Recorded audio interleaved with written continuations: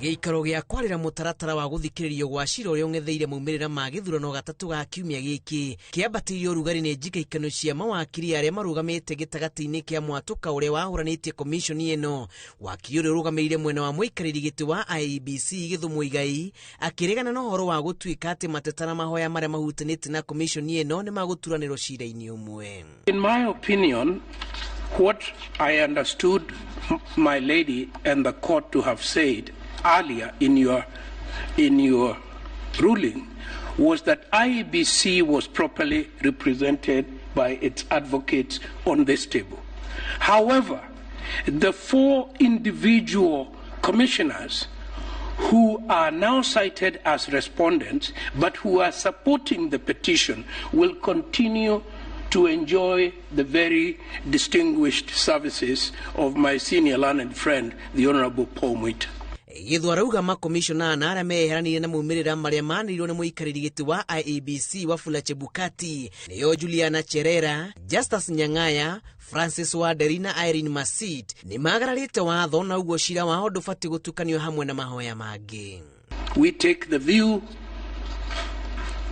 2 reasons if we need to make the argument.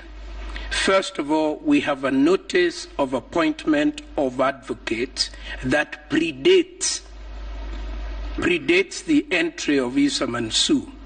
Best civil practice would have required, if a legitimate change of advocates was to be made, for a notice of change of advocates to be filed. As far as I am concerned with Issa, as I indicated, we rely on a resolution by 4 of the 7 commissioners. There is something that is likely to be lost as my 2 learned friends are fighting.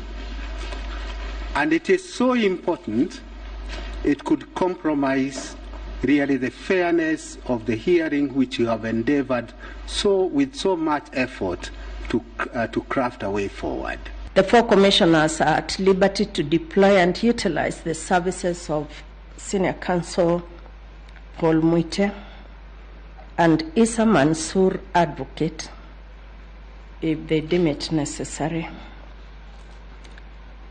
in these proceedings. Mawakiri Paul Mwita na Gĩthumo Igai makwandĩkithia igoti rĩrĩ rĩmũrĩke mahoya marĩa marĩ mbere ya igũrũ rĩgiĩ ngucanio ici na makomishona na matongoretio nĩ mũnini wa mũikarĩri gĩtĩ wa IEBC Juliana Cherera makomeire mwena wa arĩa mathitangĩte IEBC.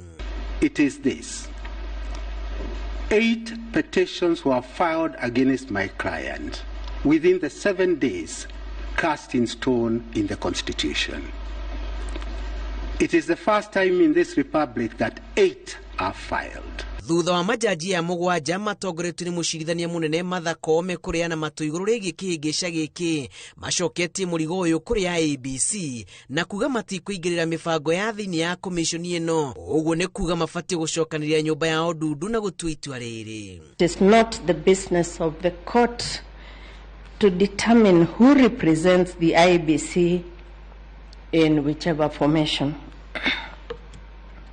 That is an internal issue which must be resolved by the IEBC, its commissioners, and other internal organs.